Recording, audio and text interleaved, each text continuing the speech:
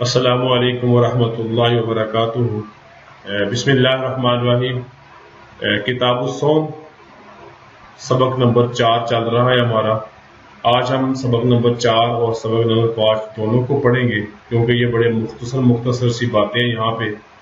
سبق نمبر 4 میں سب سے پہلے کتاب الصوم میں روزہ توڑنے کا کفارہ۔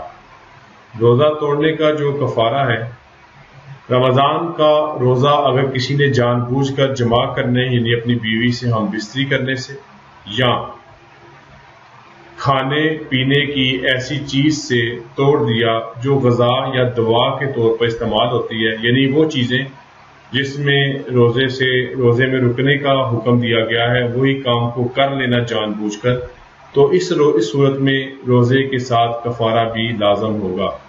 روزے کے کفارے کا طریقہ یہ ہے کہ مسلسل 2 مہینے کے روزے رکھے جائیں۔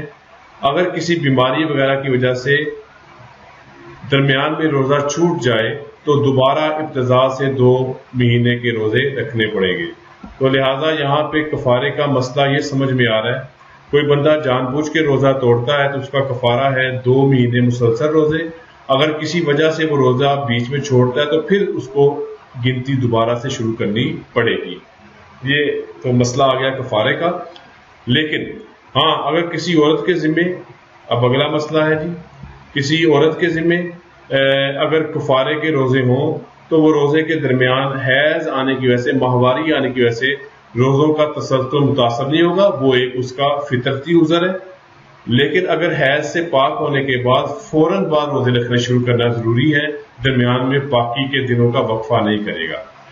اگلا مسئلہ جی، اگر کسی شخص پر کفارہ لازم ہو اور 2 مہینے روزے رکھنے کی قوت نہ ہو، مسلسل 2 روزے، یہ تو 1 مہینے کے روزے بڑے مشکل ہو گئے، یہاں پر 2 مہینے آپ کے ذمے پڑ گئے ہیں، تو اب اس کا دوسرا متبادل جو عموماً لوگ استعمال اسی کی طرف جاتے ہیں، تو 60 مسکینوں کو فی مسکین 1 صدقہ فطر کے برابر گندم یا اس کی قیمت دے گا۔ صدقہ فطر کی مقدار تقریباً آپ 2 کلو رکھیں، کیونکہ ہمارے ہاں کلو کا پیمانہ چلتا ہے۔ 2 کلو گندم جتنے روپے کی بنے گی جس زمانے میں بھی، اس کا اعتبار کر کے 1 مسکین کو یا تو آپ 60 پورا کا پورا ایک بھی دے دیں، یا آپ مختلف مساکین کو بھی تقسیم کر سکتے ہیں۔ جی کفارہ ہے اگر آپ روزے نہ رکھ سکتے ہوں، جیسے کہ عموماً ایسے ہی ہمارے ماحول میں چلتا ہے۔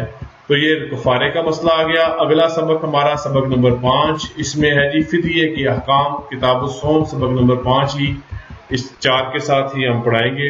اب یہ مسئلہ کیا ہے، اس کو دیکھیں ذرا۔ اگر کوئی شخص اتنا بوڑھا ہو گیا ہے کہ روزہ رکھنے کی طاقت نہیں، یا کوئی ایسی بیماری میں مبتلا ہو گیا ہے بظاہر اس سے صحت یابی کی امید نہیں، اس کو روزہ رکھنے سے مشقت ہوتی ہے، تو ایسے شخص کے لیے روزے کے بدلے فدیہ دینا جائز ہے۔ بوڑھا بندہ ہے، ضعیف ہے، قوت نہیں ہے، بیماری ایسی ہے، صحت کی امید نہیں ہے، تو اس صورت میں اس کو فدیہ دینے کی اجازت ہے۔ فدیہ کا کتنا ہے وہ میں آپ کو بعد میں بتاتا ہوں۔ پہلے فدیہ دینے کے بعد اب اگلا مسئلہ آ گیا، اس کی ایک شک آ گئی۔ فدیہ دے دیا اس نے، لیکن بیمار شخص ایسا صحت یاب ہو گیا، تندرست ہو گیا کہ اب وہ فوت شدہ روزوں کی قضا اس پہ ضروری ہوگی، ادا کیا ہوا فدیہ صدقہ ہو جائے گا۔ اب فدیہ کیا ہے؟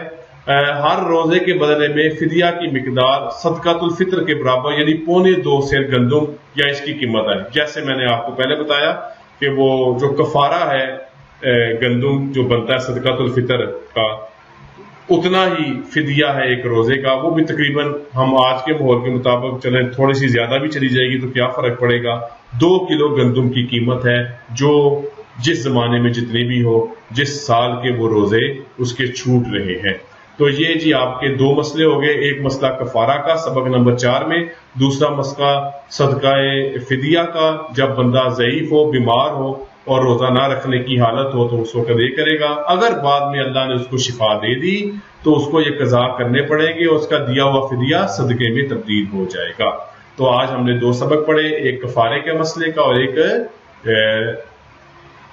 روزہ نہ رکھنے کی وجہ سے جو مستقل بیماری یا ضعف اور کمزوری اور بڑھاپا ہے تو جب روزہ نہ رکھ پائے تو اس کے کیا مسائل ہیں. یہ دو آپ کے سبق آج ہوئے.